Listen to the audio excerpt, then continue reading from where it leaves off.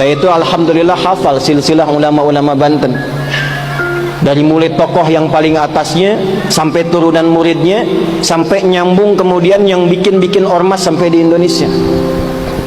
Kita ambil satu aja. Kenal Syekh Nawawi Al-Bantani? Kenal di mana antum? Lahir baru kemarin kenal Syekh Nawawi.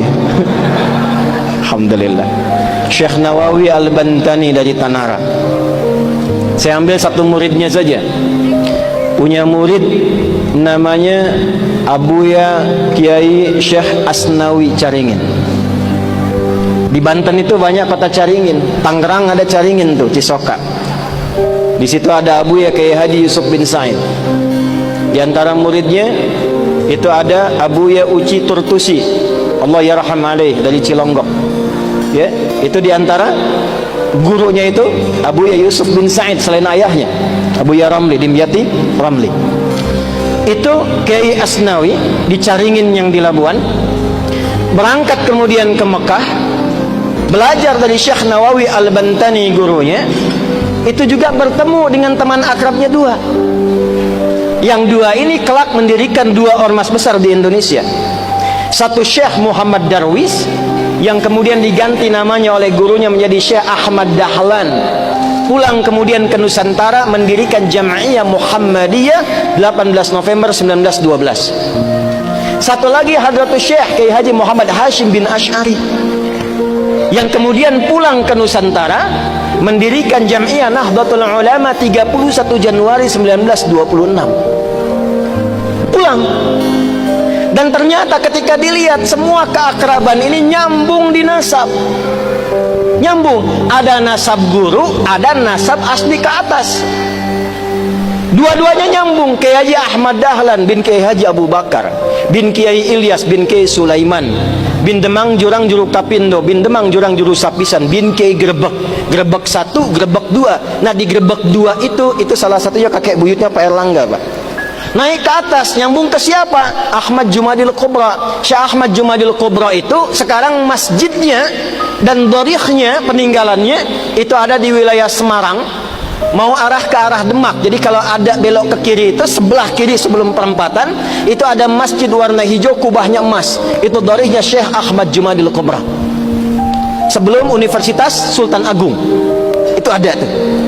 Beliau keturunan siapa? Syekh Azmaskat. Ahmad kan keturunan siapa? Ali Zainal Abidin. Ali Zainal Abidin keturunan siapa? Al-Husain. Al-Husain siapa? Adiknya Al-Hasan.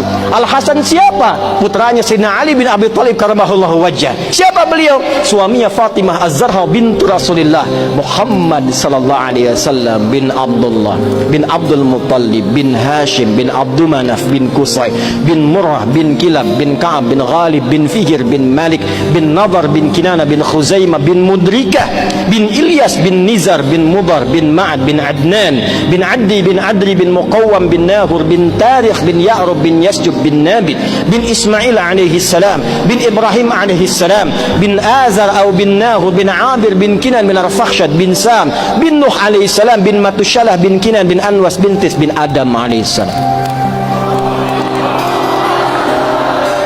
Sallu ala Nabi. Ulangi Pak Ketua DPRD. Kiai Hashim juga begitu. Cuma ketemunya nanti di Joko Tingkir. Pangeran Benawa, keturunan 23 dari Nabi sallallahu alaihi wasallam. Kiai Haji Muhammad Hashim bin Asy'ari bin Abdul Wahid bin Abdul Halim. Abdul Halim dikenal dengan Pangeran Benawa, nama bekennya dikenal dengan Joko Tingkir bin Abdul Aziz bin Abdurrahman. Siapa itu beliau? Walid Raden Ainul Yakin. Siapa beliau? Anak dari Sunan Giri. Nyambungnya lagi ke atas seperti nasabnya Kiai Haji Ahmad Dahlan. Dua-duanya bersaudara. Dua-duanya bikin ormas.